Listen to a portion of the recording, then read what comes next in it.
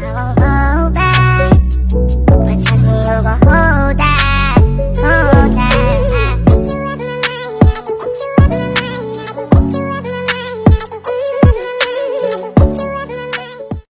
I'm so easy now, make it happen, baby. Tell me, do you wanna be my lover? Are you ready to be mine? Till something I'll just let my eyes, your eyes, and tell me quick, don't let me. Assalamualaikum warahmatullahi wabarakatuh.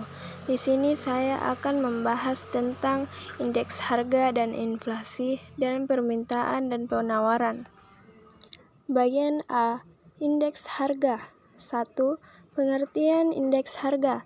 Indeks harga adalah suatu ukuran yang dapat menggambarkan perubahan dalam satu set harga yang terdiri atas data seri berurutan sehingga dapat dilakukan perbandingan nilai antar dua periode. 2. Tujuan perhitungan indeks harga. Ada beberapa tujuan perhitungan indeks harga, yaitu 1. Memberikan masukan kepada pemerintah dalam menetapkan kebijakan ekonomi, fiskal, dan moneter di masa yang akan datang. 2. Mengetahui faktor-faktor yang menyebabkan kemajuan dan kemunduran ekonomi. 3. Mengukur tingkat kemajuan ekonomi masa sekarang dan sebelumnya. 4. Menggambarkan perubahan harga barang-barang dan jasa-jasa pada periode tertentu. 5. Menghitung tingkat inflasi. 3. Macam-macam indeks harga.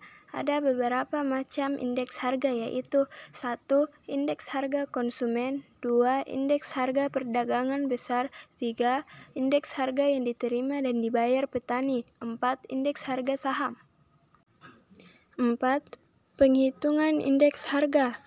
Di dalam menyusun angka indeks, terdapat 4 persoalan pokok tersebut adalah perumusan tujuan penyusunan angka indeks, sumber dan syarat perbandingan data, pemilihan periode dasar, pemilihan timbangan. Bagian B, inflasi. 1. Pengertian inflasi. Inflasi adalah proses naiknya harga-harga secara umum dan terus-menerus. Kenaikan harga satu atau beberapa barang tertentu pada saat tertentu, hanya sementara, meskipun dengan persentase yang cukup besar belum bisa dikatakan sebagai inflasi. 2. Penyebab timbulnya inflasi. Telah dikemukakan bahwa inflasi merupakan gejala kenaikan harga barang-barang. Tentu saja, kenaikan harga barang tersebut sebagai akibat hasil interaksi antara permintaan dan penawaran. Oleh karena itu, penyebab terjadinya inflasi dapat dilacak melalui aspek permintaan dan penawaran sebagai berikut. 1. Inflasi tarikan permintaan. 2. Inflasi dorongan biaya. 3. Jenis-jenis inflasi. Besarnya tingkat inflasi dapat dibagi dalam 3 kategori, yaitu 1. Inflasi merayap. 2. Inflasi meloncat. 3. Inflasi tinggi. 4. Menghitung inflasi. Untuk dapat menghitung tingkat inflasi, terlebih dahulu harus diketahui indeks harga konsumen (IHK). IHK adalah ukuran perubahan harga dari kelompok barang dan jasa yang paling banyak dikonsumsi oleh rumah tangga dalam jangka waktu tertentu. 5. Dampak inflasi. Inflasi berdampak buruk terhadap perekonomian. Inflasi dapat berpengaruh terhadap distribusi pendapatan, alokasi, faktor produksi, dan produk nasional. 6. Cara mengatasi inflasi. Hal ini dapat dilakukan dengan menaikkan suku bunga, mengurangi pasokan uang yang beredar, atau menjual surat berharga pemerintah untuk menarik uang dari pasar. Langkah-langkah ini bertujuan untuk mengurangi pengeluaran konsumen dan investasi, sehingga mengendalikan permintaan dan inflasi. 7. Deflasi. Deflasi merupakan suatu keadaan yang menunjukkan harga-harga barang turun secara terus-menerus atas suatu keadaan yang menyatakan nilai uang meningkat.